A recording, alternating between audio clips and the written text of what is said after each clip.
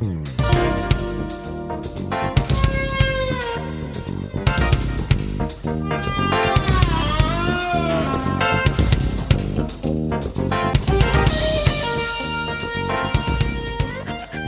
to the More Perfect Union, the podcast that offers real debate without the hate. I'm Kevin Kelton, along with Greg Matusak. Hi, Greg. Hey, Kevin. I had a pretty good week. Not meet with the Pope good, but it was okay. I got to stop comparing myself to the current president of the United States, but what am I going to do? Are you still allowed to get communion? Yes, supposedly.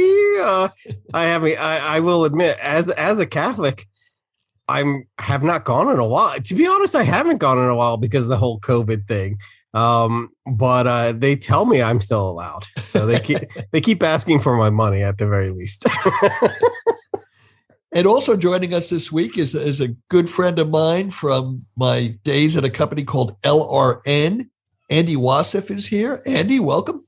Thank you very much, Kevin. Hey, Greg. Hey, thank you guys for having me. And Andy, tell the listeners a little bit about who you are, what you do, and why we should care what you think. Well, unlike Greg, I was with the Pope this week, so it's okay. So I get it firsthand from the man. I'm a writer. Kevin and I, we talk comedy. He's written comedy. I've written comedy. Did stand up for many years. Ended up writing. We talk about no more hate.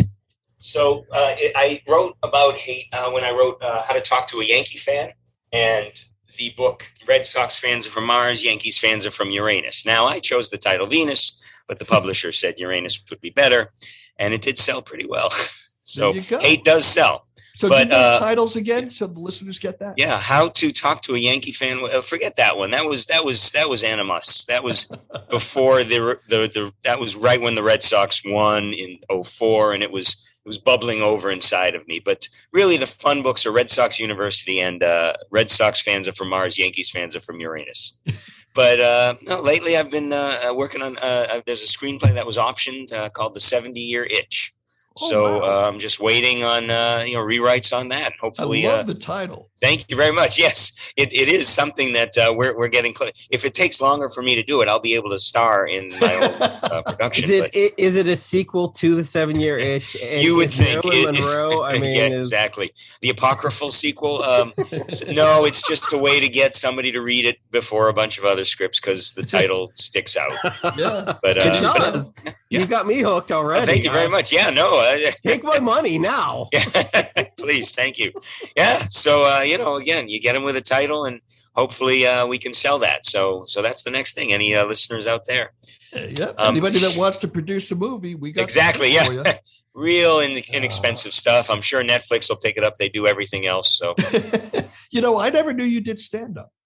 Oh, okay. Yeah, that was right before you and I met. That was And that was when I was getting kind of, it drags on it. But I traveled the country while you were, in studios and, writing rooms and whatnot. I was in, bars in Dubuque, Iowa, and Sioux City, South Dakota and whatnot, or Sioux City, Iowa, and Sioux Falls. Well, let me ask you this. Yeah. Have you ever been to Santa Fe, New Mexico, where they were shooting the movie Rust? Yes, sir. I did do Santa Fe. There was one quick story. I pretty much got banned from the comedy club there. I took a toy on stage that I made a vibrating joke because it was a toy that vibrated. I said it's something that the wife used more for herself than for the kid. And the Latino passionate club owner did not appreciate that. So, I think we were going to blows, but I just said I just won't come back. Yeah. I have a friend, I won't mention his name, a stand-up comedian, who famously was doing a cruise ship. And, cruise ships tend to have an older crowd. And somebody in the audience was in a wheelchair, a man in a wheelchair. And he made a reference to Leon Klinghoffer. I don't know whether you guys remember the reference. I do. He was thrown by terrorists he was in a wheelchair and he was thrown into the ocean and drowned in some terrorist act or something. Anyways, that joke bombed so badly they flew in a helicopter and helicoptered this comic off the ship. Wow. That about is. And do you know where that was, that show that he did? It was on a cruise ship. I don't know. A cruise ship. Okay. Yeah. Okay. At least they didn't put him in the lifeboat, but yeah. So, but we did want to start today. First of all, I always start the show, and Greg knows as well, we're very much into safety protocol here. So cold mic, Greg, you should be safe, but you should check it anyways. Yes. We never hand a hot mic to one of our co-hosts. Thankfully. The Rust movie set tragedy. I've been in threads the last week. It's driven Jessica, who, by the way, says hello, Andy. Hey, all right. It's driven Jessica crazy because we'll be at the breakfast table and I'm in there arguing with people about what happened on the Rust set and whose fault it is and whose fault I don't think it is. I haven't discussed it with you guys, but I am very much of the opinion that the world seems to be out to pin this on Alec Baldwin, the actor. And I think in his role as an actor on the set, any blame that would fall to him would be very, very low on the totem pole. As a producer, that's another conversation. So I was surprised at how many people think Alec Baldwin, the actor, was primarily responsible for this tragedy because he was holding the gun and he didn't use proper gun safety protocols. Guys, do you fall into that school of thought as well? Now, half the country doesn't like Alec Baldwin for his imitation of Trump for the past 4 years. And if something bad goes wrong and he's in the room, they're going to blame him. Right. And it was amazing the amount of Facebook lawyers. I love Facebook lawyers who were like, well, if he's standing 30 feet and, these legal facts that these people were throwing out on the Facebook, which other people were like, I was like, I don't think that's actually true. Now, you're right. As a producer, he might bear some responsibility. The other thing is, this is a whole code of law and rules that I have no concept of, and I think is probably best left to, who are those things? Oh, the authorities. Yeah. Yes. Yeah, I mean, that's kind of where I fall. Andy, did you have any thoughts? No, I concur immensely. I mean, these were the same people, I imagine, speculating here, that are now infectious disease experts. Right. Yeah. But again, they are looking, and their whole thing is gun safety. I don't think they were into gun safety when maybe Kyle Rittenhouse went over the border and, just shot. Yeah. Very good reference. Absolutely. Yeah. Thank you. Right. Yeah. Finally, well said. But my whole thing is, it is, it's on the set. You might be, you're right. Gun safety needs to be, this was not the issue. People were trying to claim it was just so they could pin it on Alec Baldwin, saying, well, he should have gun safety, but you're on a set. Greg mentions authorities. There are the governing bodies, the IATCA. You cannot, an armorer, some of them have said they would chop off the hands of any assistant director who even touched their weapons. Let alone an actor. If an actor takes, you hand an actor a weapon, yes, and the actor decides, well, I'm going to just shoot off a few rounds in the ground to make sure it's not loaded, or even worse, opens the cylinder and starts spinning it. Yeah. They've set this thing. They've set the prop the way they want it set. They don't want the actors opening these things up. Right. I tried explaining that to people. I think the misunderstanding was a lot of people who are familiar with gun safety were applying the rules of a target range. Yeah. Or were applying the rules of a police officer handling his own weapon, or, sports shooting. But this wasn't shooting. This was acting. Mm-hmm. And the man had a reasonable belief that he had been told this was a cold gun, i.e., no blank rounds, no live rounds. And he had every reason to believe that the experts handed him a cold gun. He's not supposed to be the person checking the gun. Now, there may be actors who do that. I think they are breaking SAG rules, because I read the SAG rules on this, and also Warner Brothers, which is just one production entity, but they have a very buttoned down protocol that's on paper. And in both cases, it says actors are not supposed to be loading or unloading weapons. Now, we could get into a philosophical debate. Does that include opening the cylinder? I think it does. Well, my point is, in baseball, you don't blame the second base umpire for making a bad check swing call. Right. Yeah. And that's on the set. I mean, everybody has it's a set. Any production is a miracle of nature, Right. That it comes together. So there is all that trust. And you did have, the assistant director, Hill or Hall, was not the most reputable. He was brought in by the producer, one of whom, of several, was Alec Baldwin. The IATCA, which they were just going to war with, one of their roles is, this is our thing. You leave us alone. Right. And these people were not interested in hearing what it is like on a set. It's make believe. Yeah. And there are different rules. You deal with guns, unfortunately. But in the 100 years that this has happened, that they've been dealing with guns on sets, how many accidents with guns? It's just unfortunate. Alec Baldwin is it? Yeah. Yeah, right. So, yes, you don't want any accidents. There have been accidents on set. John Landis lost someone in one of his films many moons ago. Right. A helicopter accident. And a helicopter accident. Do they stop? Oh, no more helicopters. And that would kill all the James Bond movies. Yeah. Well, they did change a lot of the laws in the John Landis movie. It was the Twilight Zone. It was Vic Morrow. Yeah. Right. And they did change, and he was actually carrying 2 children with him. Right. And they did change a lot of the laws with child actors and things like that. California did, and they did go over safety on set. Mm-hmm. But John Landis and especially Vic Morrow were not held accountable, or the 2 children.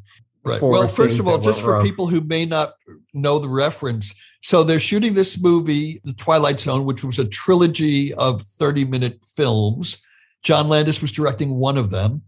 And this one was about a man, Vic Morrow was playing the lead in this story, who has some kind of a flashback to when he was in Vietnam. Not really. Okay. The whole point of his was he starts off as a racist bigot, and then he goes through all these flashbacks where he's the victim of racism. Target. Oh, okay. He's the target of racism. The point is they were using a helicopter in this shot. Vic Morrow was carrying 2 children. I believe they were of Vietnamese heritage. You got it. Or something like that. And the helicopter was flying lower than it should have been. Then it came down even further, or may have even crashed. And the blades, unfortunately, led to the demise of Mr. Morrow and those 2 child actors. Yeah. It's something where, we should talk about, if there is to be changes made, that is in the future. But what happened was, by the law, at least from the actor Alec Baldwin's point of view, for the most part, in my opinion. The other thing, you hear a lot of people say, well, it's his fault because everybody knows you don't point a weapon at anyone, whether it's loaded or unloaded. Well, this is another thing that just stuck in my craw this week. He wasn't pointing the gun. He was taking direction from the director of the film. They were rehearsing a scene in which Baldwin was directed to draw his gun from a holster and point it where the camera was set up. And, one of the things that I have a theory that I haven't heard anyplace else, and I've watched a lot of news coverage on this, but no one has mentioned that I've seen any sense of blame to the person who runs the set whenever you are filming or whenever you are rehearsing. That's the director of the film. Mm. The director is in charge of the set whenever actors are working. And the reason I think nobody has mentioned that is because he happened to be one of the shooting victims. But he cannot be innocent of any responsibility. He put himself and this other woman in a situation behind the camera where they should not have been while directing an actor to rehearse that move. That was, I think, a key mistake. Yes, Andy. My question, the one question I have of this, in the reporting, it said the gun discharged. Did Alec Baldwin pull the trigger? Okay. I don't know the answer to that. Right. Yeah, I don't think the answer's quite been clarified. I have had friends that I've been discussing this with who are more knowledgeable about how 6-shooter revolvers work than I am. Mm-hmm. And I'm told that you can't like accidentally let the hammer go and it discharges. Mm-hmm. That you'd have to fully click the hammer and then you'd have to, pull the trigger. Now, I don't know whether it was cocked when he was drawing it, when it was drawn, or in the motion, he was maybe practicing, he cocked it and then it went off. Yeah. I mean, that's another, again, but it does, to me, come down to the person who yelled live gun is the last line of defense. Yeah. Mm-hmm. I'm sorry, not a cold gun. Cold gun. And, live gun, give it to me.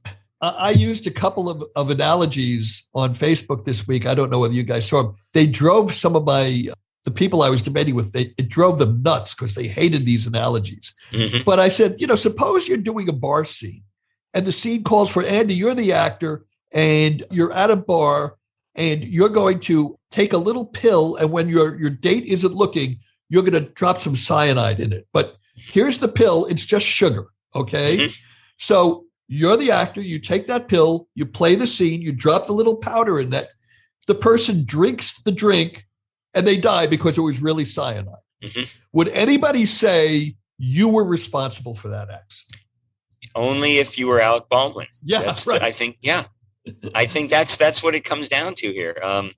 This was actually an Ellery Queen episode back in 1975 where the actor, but it was murder. Yeah, so if you want, let's get into the weeds here and we'll talk about someone on Magna works for this. No, it turns out this is a TV trope. It turns out there's about 11 or 12 different TV series that have used the storyline. There you go. Yeah, exactly. Yeah. So I think we covered that. And again, it's a tragedy. I feel horrible for everyone involved. Mm-hmm. I do think that there should be criminal penalties to some of the other people that didn't do their job properly. Agreed. But we will see.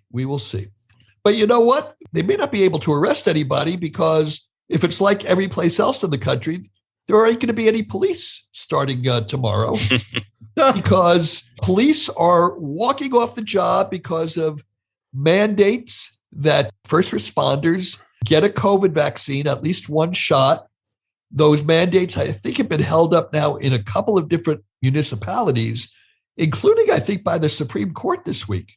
Yeah, Maine was the last one that happened on Friday. And they're not even taking religious exemptions. Yeah, they just said, you know what? You work in a hospital, there's the door. Thank you very much. A good friend of mine is a nurse. And I said, is this for real? They said that they knew 3 or 4 people who had 12, 15 years experience.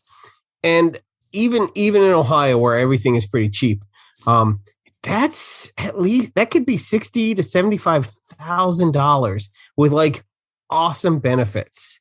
Okay, and someone was like, "I'll take my freedom and my Google searches." Oh gosh, they kept saying till the bitter end, "There's no way you guys will fire me," and they were like, "No, you're out." The line that I keep hearing is that they'll say, well, it's not that the policemen or the police department, the people that are complaining about it, it's not that they're anti-vax. They just don't like the mandate. And that's why they're willing to quit their job or be fired. Mm-hmm. It's one thing to stand on principle when you're standing on a principle that's actually important. But to say, I'm not going to, do my job as a firefighter or as a policeman because I don't happen to believe in a mandate, even though I'm willing to get the vaccine, that's a contorted kind of a stance. Well, and I'm not the first person to say this. If they would just comply. Yes. They would. Oh, that is a great line. Oh, my Lord. They would just comply. Complain later. Comply. Well, everything is so twisted. I mean, no one has values anymore. It's just, what is the issue? And let me formulate based on that, as opposed to saying, well, I'm always for compliance. I mean, I'm always for backing the blue. Oh, they were trying to prevent us from attacking the Capitol. I'm not for backing the blue, but really I'm for backing the blue, but not. So, and it's, I mean, we're for America. Oh, the Constitution. So like the preamble about promote the general welfare, which you're not doing. So you're a big fan of that. Is that right? Compliance? No, not so much. No. Right. Yeah. No. So which is it now? My head's spinning around. You guys can't see it on the radio, on the podcast there. The other thing that drives me nuts is in this past year, almost 5 times as many police officers have died from COVID than from actual gunfire. And I mean, that's horrifying. And we just had another one in Ohio. I know I talk a lot about Ohio, but it's a pretty awesome place. It's round on the end and high in the middle. But, thank you. I say that joke every week, and you're the first person to laugh. But literally, we had someone up in Franklin County. He was a police officer, made all the papers. Poor officer. This is terrible. And it was. It's a tragedy. He had family and died of COVID. And not once does it mention he never took the vaccine. He refused. Not once did someone call him a dumbass. Because I know for a fact in Ohio, police were the first ones given the chance. Okay. And I know police officers who they brought them to the stations, and entire stations. They would say, well, I'm not taking it. No one's taking it here. Yeah. Okay? And we're not talking about like in the middle of like where Jesus lost his sandals. I'm talking about like in vibrant downtown areas. So my sympathy is just running out as the death tolls get higher, and they're asking for, we can get better cops than this. We deserve better police than people who think they're above the law. Well, yeah. I mean, if you're a police officer or a fireman and you have that little disregard for public safety, or a nurse, you may be a hero, but you know what? Your job is to do what's in the best interest of public safety. Right. And the idea that, we haven't done the research, you're here, you're alive because your parents got polio vaccines. I got everything as a kid. I didn't even think about it. I'm still here. You're still here. And okay, I'm a little skeptical. This vaccine came out a little bit too fast for my liking. I'm going to wait a little. Oh, have the 3 billion people worldwide that are still alive and still doing well? Is that not enough for you? Yeah. Again, there's no logic behind it. It's all this ideological stance, which isn't really ideological. It's just kind of knee-jerk poutiness of the immaturity. I can't wrap my head around it. It's easy. I'm not telling you anything you don't know. As soon as you put on the ideological prism, then it's obvious.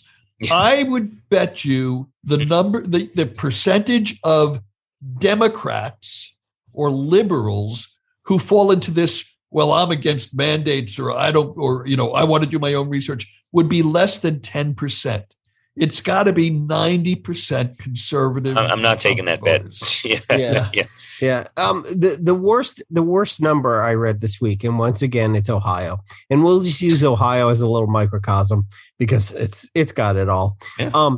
But since January 1st, 2021, okay, which is a good number to start with because it's 0101, 10,000 people who were not vaccinated have died. About 10,000. I think it's 9,700 something. Okay. People who have died who were vaccinated, okay, is 270 something. Okay. Infinitesimal percentage. Infinitesimal. I'm not even good at math, but obviously Andy is, because he uses words. Uses big words. The point being, and I actually know someone who did pass away who did have the vaccine, but they had, like Colin Powell. Mm-hmm. I'm not saying I know Colin Powell, but he had underlying issues. Okay. Mm-hmm. And these are terrible. But yeah, math, people. Math. Again, I'm always referencing my threads on Facebook. So I was in one thread about 3 weeks ago, one of my good friends from back in California, who was raising the issue that about 8,000 people died after getting the vaccine. Now, they're not saying these 8,000 people died because of the vaccine. Right. It's just a statistic that has been calculated that 8,000 people died since getting a COVID vaccine. And there is a school of thought that there might be some correlation to this, okay? Now, you can debate that until hell freezes over. But what I tried pointing out to her, now this was about 3 weeks ago when we were losing 2,000 people a day on the 7-day average. I said, even if every one of them, 8,000 people since the vaccines were first introduced in, I think it was December or January of this. December 12th. December 12th of 2020. 8,000 people against, we're losing 60,000 people a month. Yeah. And they don't see that logic. They just want to focus on the one piece, the data point that they want to focus on. That's it. You've got it. It's, let's take on all these other things. So all these people that got vaccinated lived the vaccine, but Colin Powell, there's our example. Yeah, right. Okay, right, we've right. got these 3 billion examples over here. No, those don't count. Those are all, and you can come up with a rationalization. Now there have been studies over the years. It's the conservative brain versus the liberal brain, or the which is conservative or Democrat, and it's just the ability to rationalize. And these logical fallacies go, they run rampant. That's causational. Well, I had a hamburger the night that the Astros lost to the Braves, so obviously my hamburger caused them to lose to the Braves. Yeah. Sure. Well, my cousin's friend's, fiance got blue balls before their wedding. Obviously, that was caused by the COVID vaccine. Yeah, certainly. Yeah. Certainly.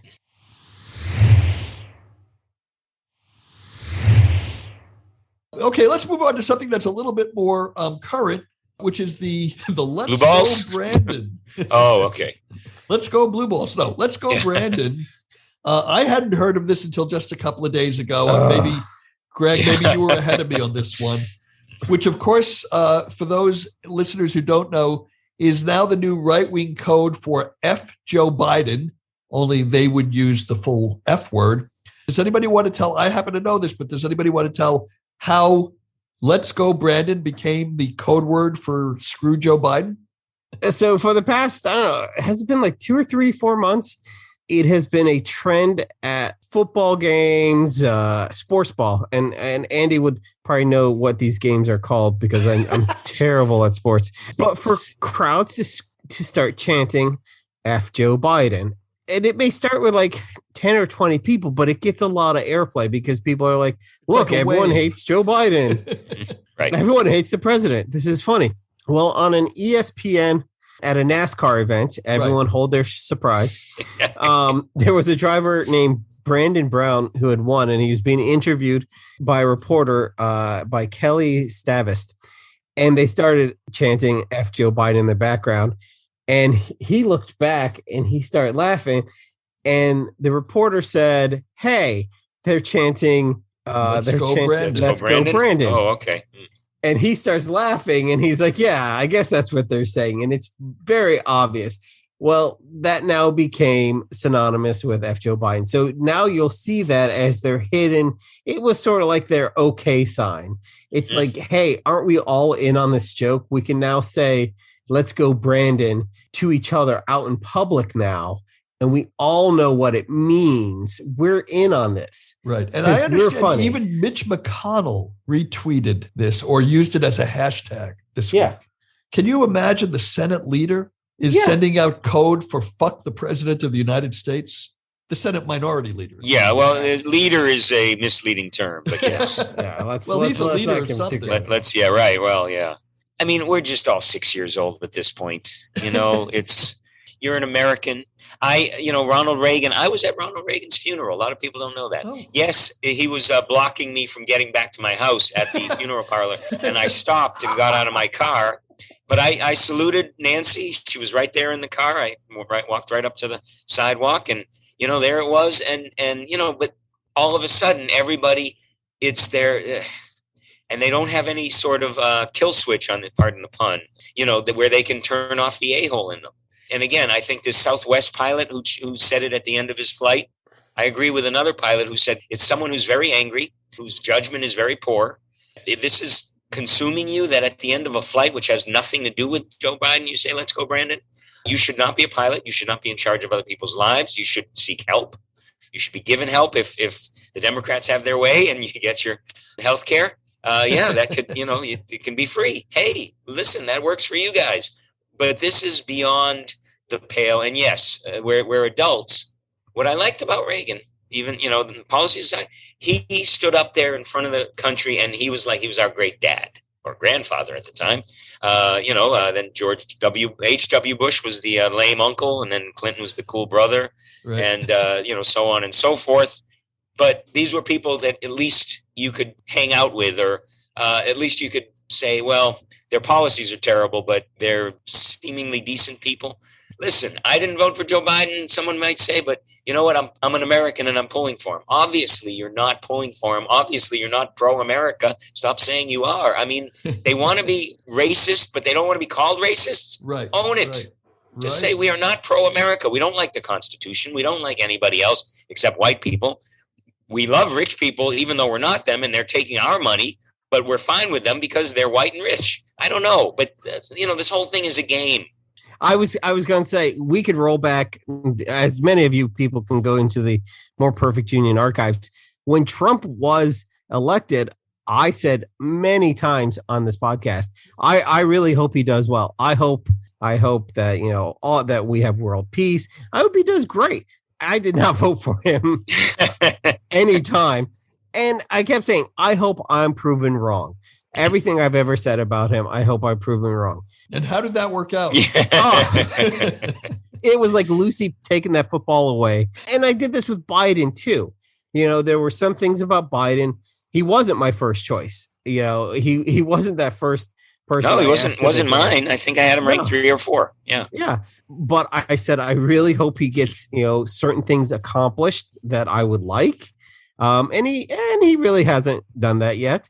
Well, I'm going to say, and Greg knows this, Andy, you may not be as familiar, but actually Joe Biden was my first choice, only because I thought he was the most electable, not because. Well, yes, we talked about this, and you were right. I mean, that's the thing. That was a pragmatist. Yeah, basically. But I saw Sean Spicer on Real Time with Bill Maher the other day. He was testing Bill Maher and saying, "Tell me, what has he accomplished in 9 months? What has he accomplished?" Oh, my God, he's accomplished a lot. First of all, he's vaccinated 70 to 75% of the country. Mm-hmm. The stock market is pushing 36,000. It's hit 59 all-time highs since January.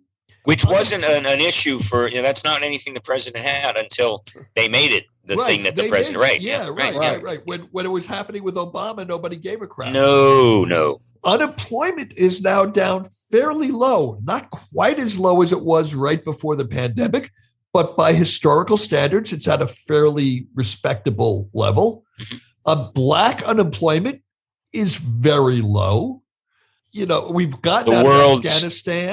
Yeah. He's about to pass a infrastructure bill that is historic, and it's going to pass. They're just holding it until they can work through the Build Back Better bill. They're also going to pass the Build Back Better bill, and that's going to be historic. And I can probably list, 5 other things that have happened in the last 9 months that are terrific. I don't know why Democrats don't run on the things that they accomplish.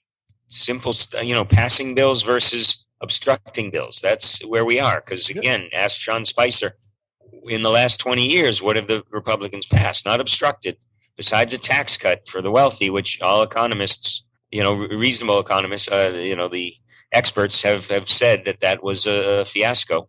Well, that's where we are. That's unfortunately. Our unemployment right now is 5.2%. Okay. Right after a pandemic, that's awesome. And after we get rid of some of these shitty cops, and then get their jobs filled, it's going to be even better. Let's give them to illegal aliens. Yeah. Oh my gosh. Yeah. I bet these guys, these undocumented workers would love a green card and a gun. I mean, that's every Republican nightmare. I mean, right. interesting. Anyways, Andy, hey, thank you for sitting in tonight. You were, and this won't be surprising to you, but you were a delight. Oh, well, thank you. You were a delight. Thank you. Kevin, I expected from you, but Greg, that is so kind of you. This was a pleasure. I mean, it's a lot of fun. And, I've been a fan for many years now. I mean, at least from the forum and everything, and now the podcast. So it's a treat to be on. Great. Well, we want to thank everyone for listening. If you enjoy what we do here, please follow us on Twitter at MPU Podcast and on Instagram at MPU Fan Club. And don't forget to share our show link on your Facebook or Meta timeline so your friends can discover us as well. And if you'd like to join the debate between shows, we're all in a group called Open Fire Politics and Entertainment on Facebook. We're all there. We'd love to see you there too.